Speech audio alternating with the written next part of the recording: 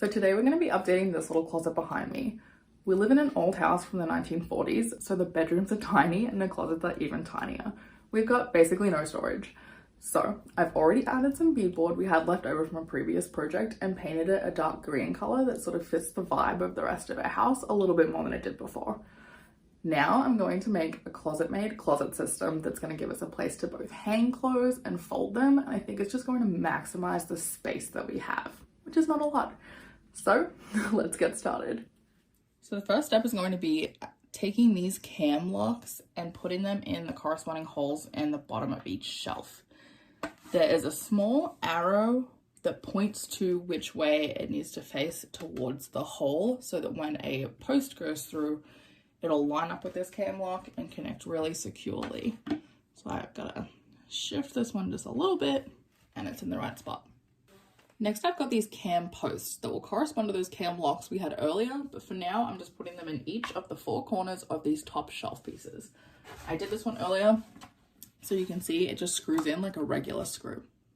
Next, we're going to use these cam locks again and put them in these side panels, which are the long pieces. We just need two in one of the ends.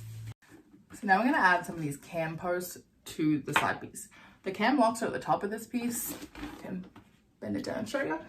And we're just going to count up 8 of these holes, 1, 2, 3, 4, 5, 6, 7, 8, and add that cam post in place.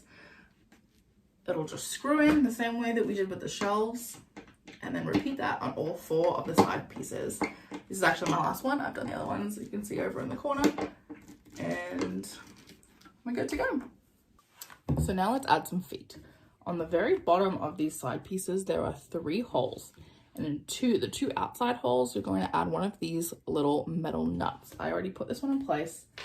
And I'll just grab a hammer and tap it down till it's flush. And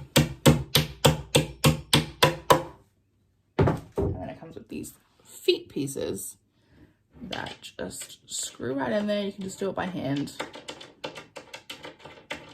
And because this is the whole bottom of the unit, like these are the feet that are going to touch the floor, you're only going to do this on 2 of those 4 side pieces. I've got the shelf we did earlier with the cam locks in it, and we're just going to line up these holes in the top of it with these cam posts. So slide it right over the top. Should fit pretty snug. Grab that screwdriver, and you're going to tighten these cam locks so they get nice and snug into place. All right, so both units are stood up. We've got these top pieces we did earlier with these cam posts that we're going to line up with the holes in the top of the unit.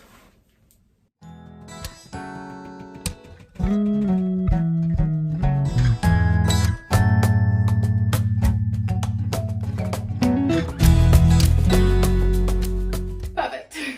So tight quarters in here, but I do have the base piece on and the top piece. I slid it over the top of the wood dowels.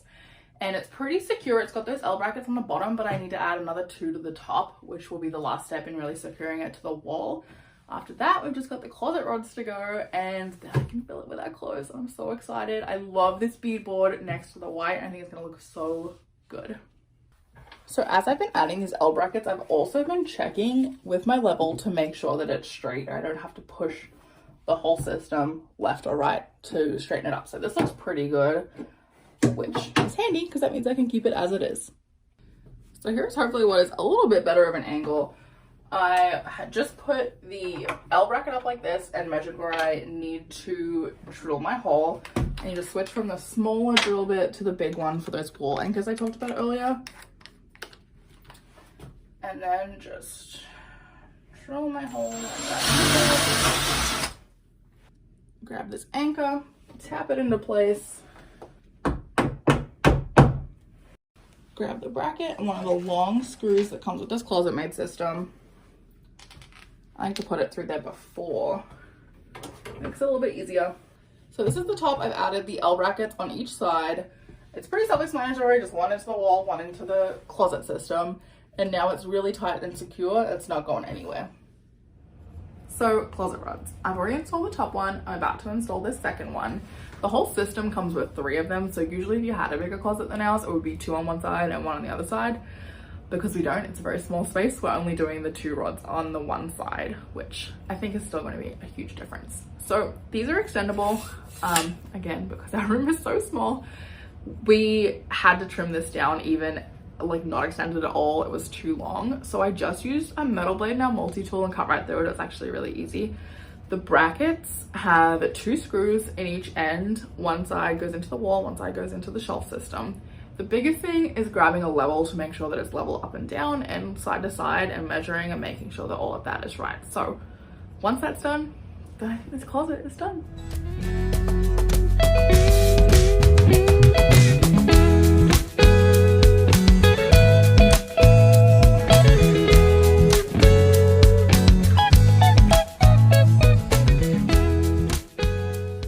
It's done. We love it so much. A couple of quick tips I'm going to leave you with though, for if you've got a small space like ours.